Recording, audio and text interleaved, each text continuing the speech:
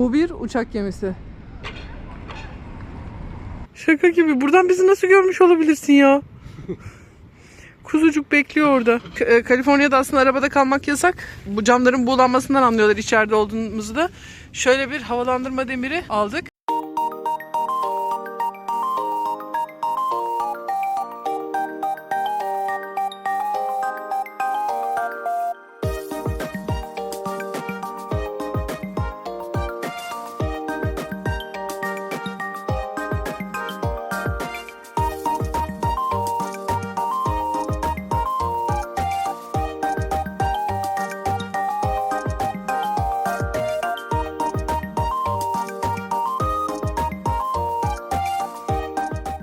San Jose'den günaydın.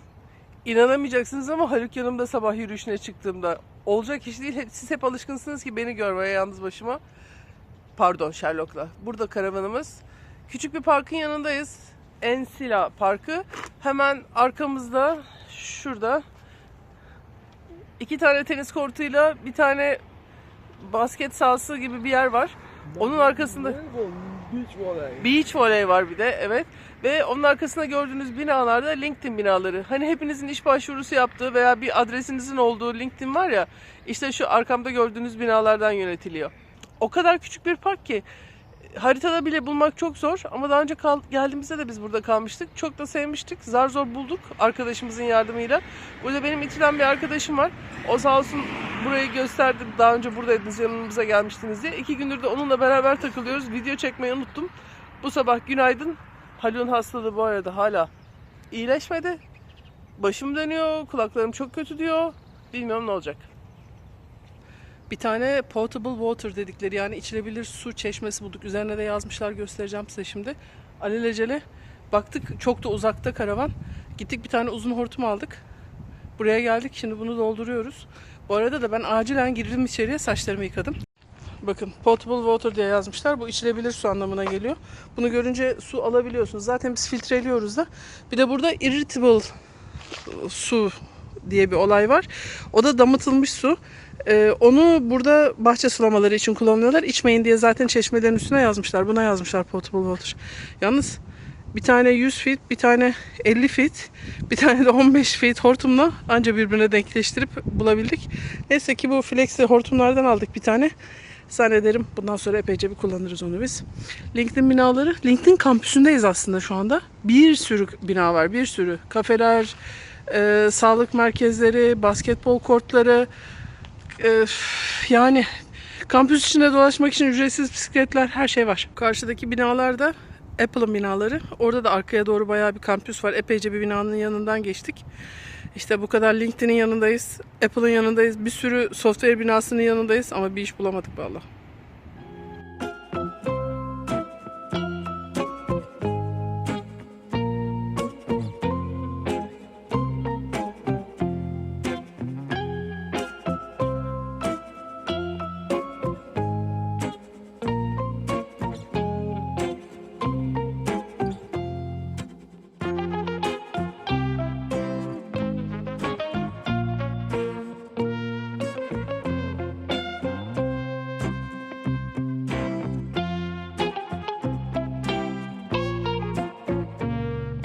Santa Cruz'da, downtown'da, şehrin merkezinde, hemen yolun kenarına, yani tam iyice içinde değil tabii, evlerin arasında, yolun kenarına bir yere park ettik arabayı.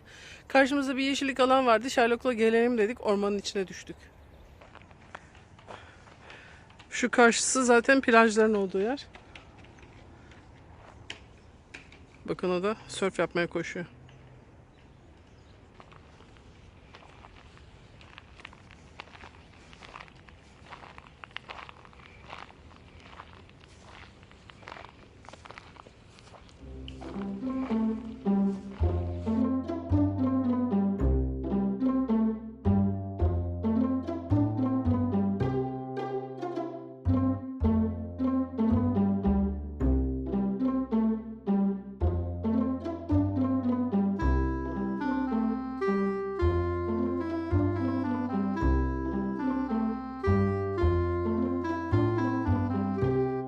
Arabamızı park ettiğimiz yere inanamayacaksınız. Gece yarısından sabah saat 5'e kadar buraya park yapmak yasak. Biz de sabah geldik.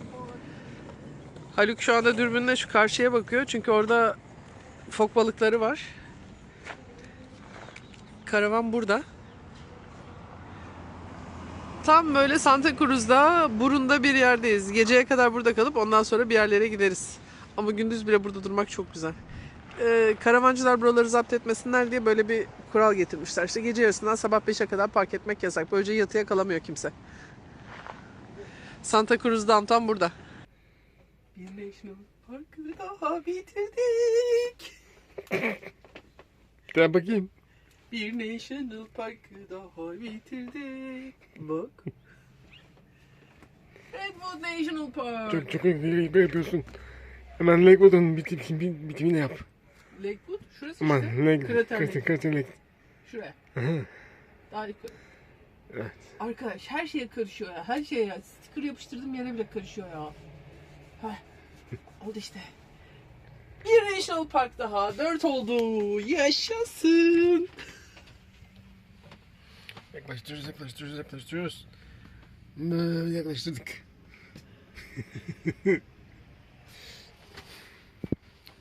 Kaldı kaç? 59. Kaç tane var ki? Hawaii'dekilere falan da gidersek, hepsine gidersek 63 tane toplam. Bir kısmına gidemeyeceğimizi varsayıyoruz. Ben 53 taneye gideceğimizi düşünüyorum. O zaman 49 tane. Ama Kaliforniya'da zaten bir sürü var. Kaliforniya'da çok güzel yani. Adaların adını unuttum. Bir şey adası National Park var. Channel Island. Channel Islands National Park var. Redwoods National Park var. Ona gittik zaten. Ondan sonra Death Valley National Park var. Joshua National Park var. Kings Canyon National Park var. Sequoia var. Yosemite var. Lassen var. Kaç taneymiş? Channel Islands, Joshua, Death Valley, Redwoods, Kings Canyon, Sequoia, Yosemite, Lassen. 8 tane. Maşallah. Evet, çok fazla. Yer kalmış mı peki Kaliforniyalılara? Kalmıştır herhalde. Kalan yerler de State Park zaten. Bak ya gülerken kamerayı sallıyor hop hop hop. Bir de buradan görseniz göbek gidiyor geliyor böyle. Bu arada gezdiğimiz ama National Park olmayan yerlerin stickerlarını da buraya yapıştırıyoruz. Şimdi neleri yapıştıracağım? Giant Redwood ve Golden Gate. Redwoods National Park'ı gezdik ama bir de yanında Giants'ı gezdik. Giants özel bir monument yani nasıl diyorlar siz Türkçe'de nasıl diyor? Anıt. Anıtsal bir yol olduğu için büyük ağaçlardan onun sticker'ı ayrı burada. Şöyle alayım ben onu. Nereye yapıştırsam acaba? Oh Haluk da görmüyor. Kafama göre yapıştırabilirim. Şuraya yapıştırdım. Tamam. Gördüm. Göremedin. Yanımızdaki arabadan gördüm. Tüh. Olsun karışamadın. Ve gene bir monument. Golden Gate Historical National Recreational Area. Bakalım nereye yapıştıracak. Dur ben de ona karışayım ya. Her şey karışıyor nasıl olsa. Ay bilmem. Ay oraya olmaz. Yok oraya olmaz. Yok öbür taraf. Olmadı. Aa! Olmasın. Ya nereye istiyorsan yapıştır ne fark eder. Evet. Burada gittiğimiz bizim için önemli yerlerin stickerları var. Ortadaki kirpicik pardon. Gittiğimiz özel bir yer değil. O şey. Oğluşumun stickerı. Boeing, Olympia, Giant Redwoods and Golden Gate. Bakalım başka nerelere gideceğiz. Santa Cruz'da Arapça yazı. Tövbe. Bismillah. Ne yazıyor orada? Yazmadı kesin. He? Yazmadı kesin diyorum. Onun yazmadığı kesin. Dua yazmadığı da kesin. Her Arapça gören dua var zannediyor ya ama dua değil. Ne yazıyor orada? Sen baktın demin. Evet. Yıldızdır. Deniz bir yıldızdır. Yani deniz yıldızı aslında. Deniz bir yıldızdır. Yani Belki. Deniz çok sevmiş benim gibi. İçinde bakın sörfü de var. Ve şurasını da çok güzel yapmış. Bir sürü deniz kabuğu vesaire falan toplamış orayı doldurmuş. Denizin üstünde dalga bekliyorlar. Bir tane geliyor. Hadi bakalım. Yok. İşte biri kayıyor.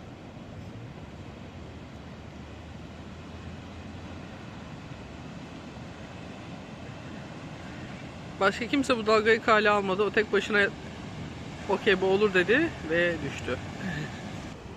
Evet, bir tanesi kayarak geliyor gene. Başardı.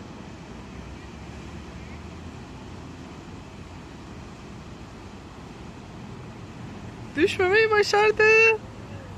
Arkasından bir tane daha çıktı.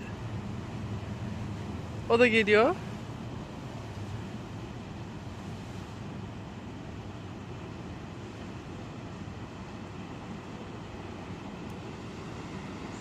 Hop, o düştü.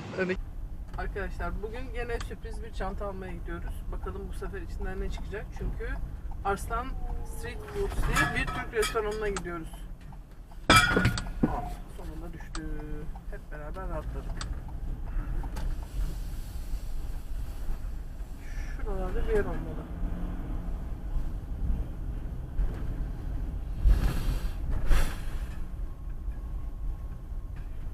Türkiye. Evet, tam önünde yer var, durabilirsin. Türk restoranı menüyü koymuş. Önüne de şey yazmış. What is döner?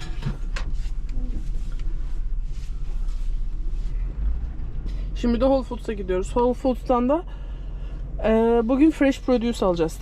Taze sebze, artık ne verirlerse. Kesin bizim şansımıza 2 paket salata çıkar. Hatta 1 paket bile çıkabilir.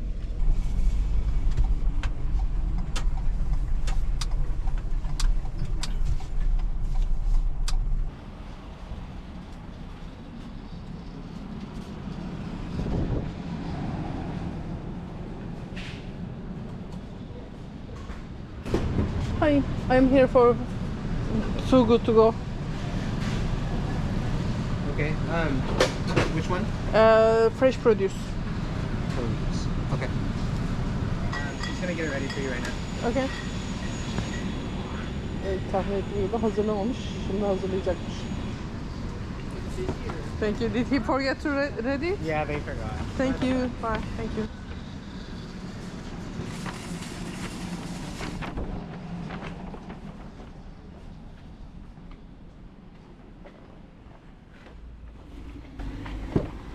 Hazırlamayı unutmuş oradaki.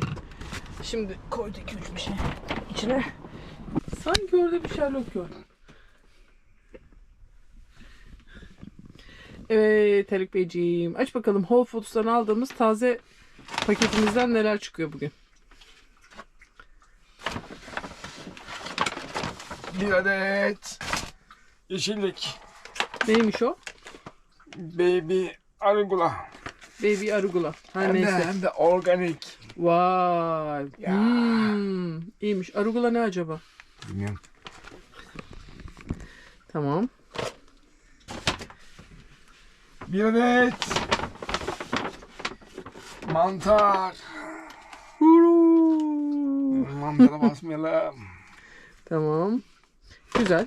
Bunlar tüketebileceğimiz şeyler. Bir adet Bilmiyorum ne olduğunu şeyi. bakıyorum. İnşallah guacamole'dir. Bilmiyorum ne olduğunu. Bilmiyorum. Tabii gözlük problemimiz olduğu için hepimizin de. Aa evet, spicy guacamole hem de. Vay, guacamole'yi ben çok seviyorum. Sen de spicy'yi seviyorsun. 10 numara 5 yıldız oldu ama içine dereotu var galiba biraz da. Kısmet. Olmaz. Bunlar burada tamam.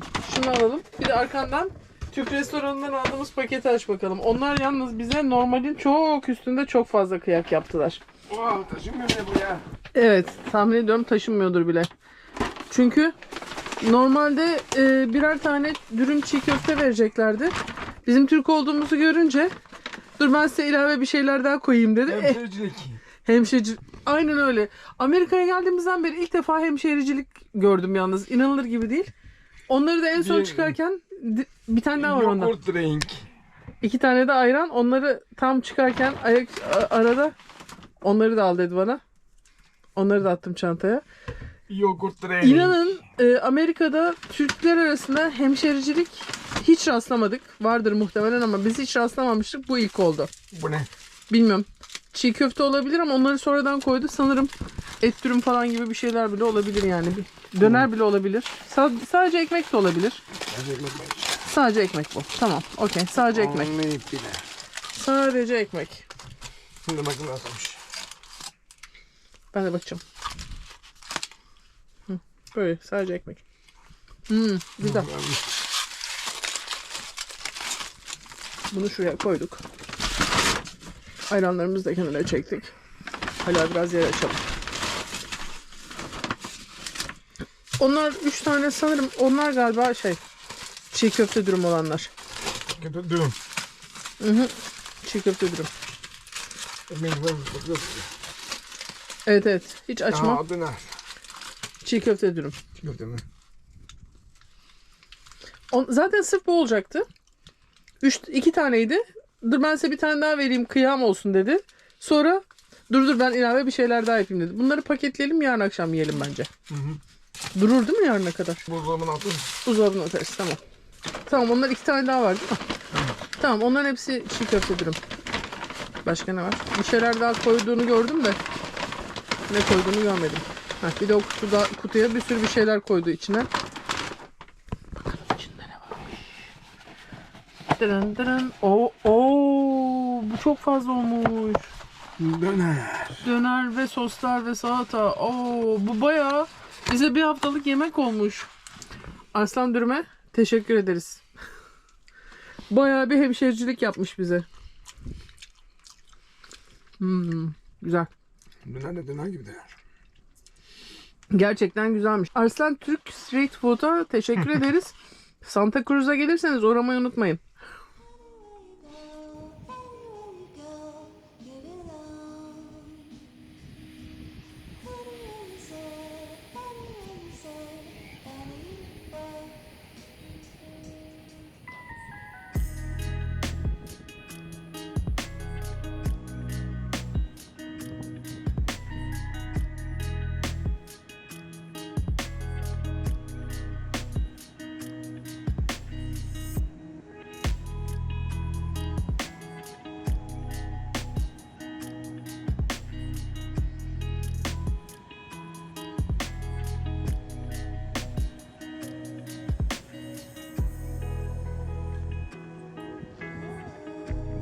Bu da sonucu.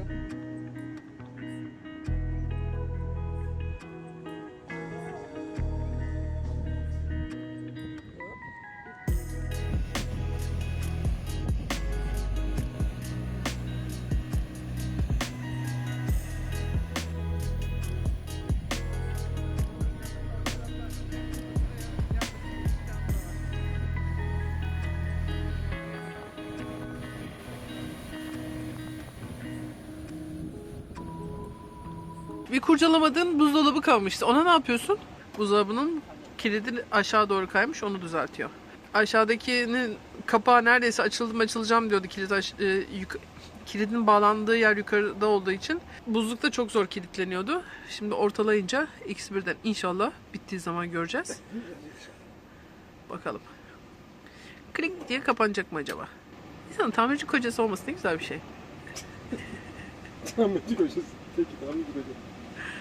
Hadi bakalım. Yukarıda fazla kayık oldu gene. Kapanıyor. Aşağısı. Çok ucundan tutuyor. Biraz daha aşağı indirmek lazım. Ama bunu yapan onu da yapar. Yolda bizden önce bir sörfçü geçmiş. Haluk adımlarını takip ediyor onu şimdi.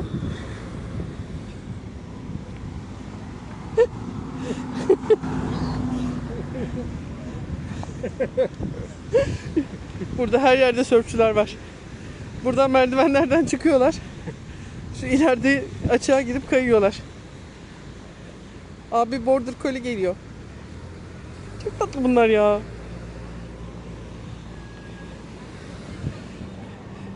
Ve şurada da bir Max heykeli. Pardon şurada da bir sörfçü heykeli var. aklımda Max vardı niyeyse. Şurada da bir sörfçü heykeli var. Çünkü burada çok sörfçü var. Buraya 1885 yılında okumaya gelen 3 tane Hawaii prensi buraya getirmiş sörf olayını. Mevcut tahtalardan kendilerine sörf yapıp okurken yanlarında kaldıkları ailenin evinde sürekli sörf yapıyorlarmış. Bakmışlar ki hoşlarına gitmiş diğerlerinin de. Herkes sörf yapmaya başlamış. Aslında bir Hawaii sporuymuş sörf. Köpeklere baksanıza nasıl oynuyorlar suyun içinde. Jesse, new boyfriend? Yeah. Yeah. They're fixed, don't worry, no babies. That's no big deal. All right, come on. Let's go look at the surfers. Come on, have fun.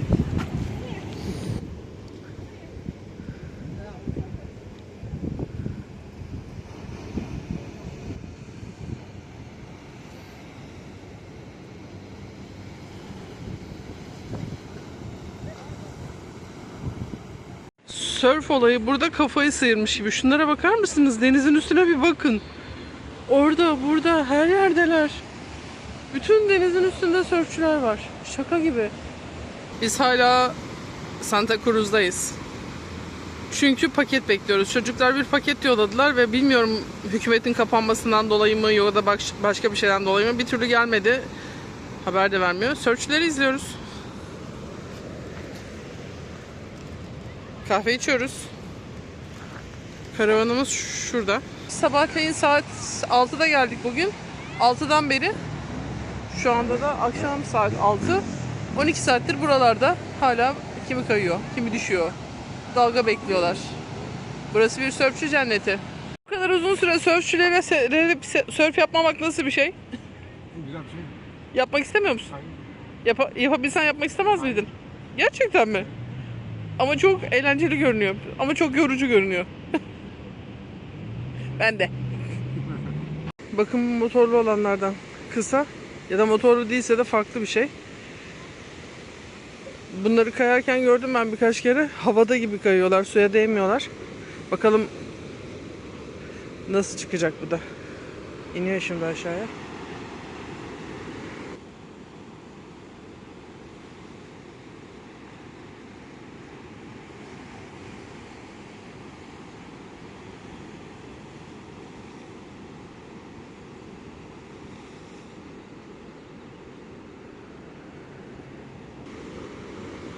Motorlu zannediyordum ben ama değilmiş galiba. O da yüzüyor. Ama onlar kaydıkları zaman çok çok uzun kayıyorlar. Sanki kaykayın üstündeymiş gibi.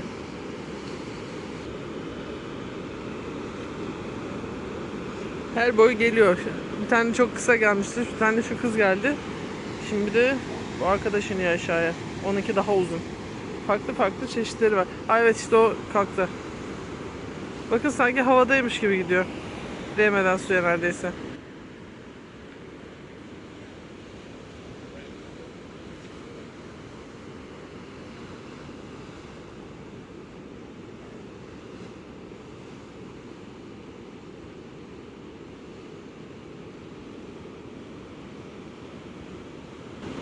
Bir kere yakalayıp havaya kalktı mı artık zıplaya zıplaya bir sürü gezebiliyor onlar, o altı uzun olanlar.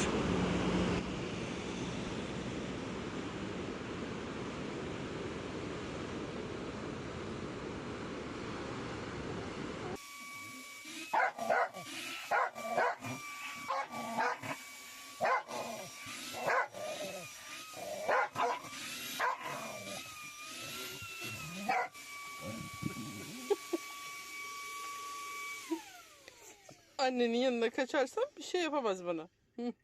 Aferin oğlum, sen yat yanıma benim.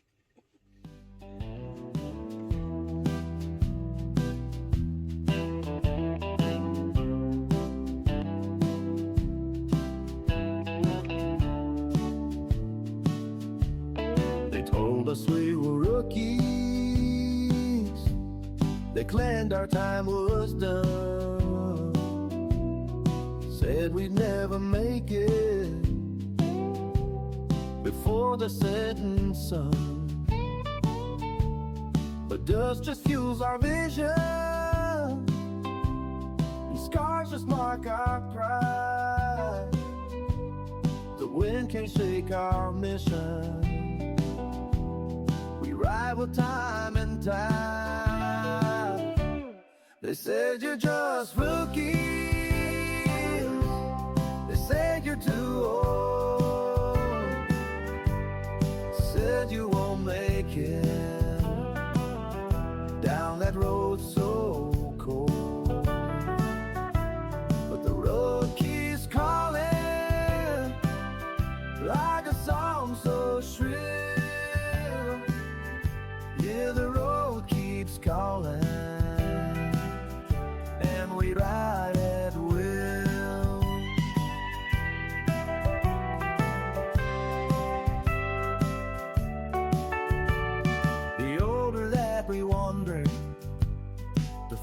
adventure flew our feet.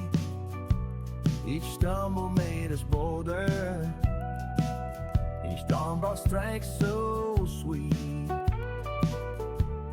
They said the world's too mighty. Our hour had passed by, but every golden twilight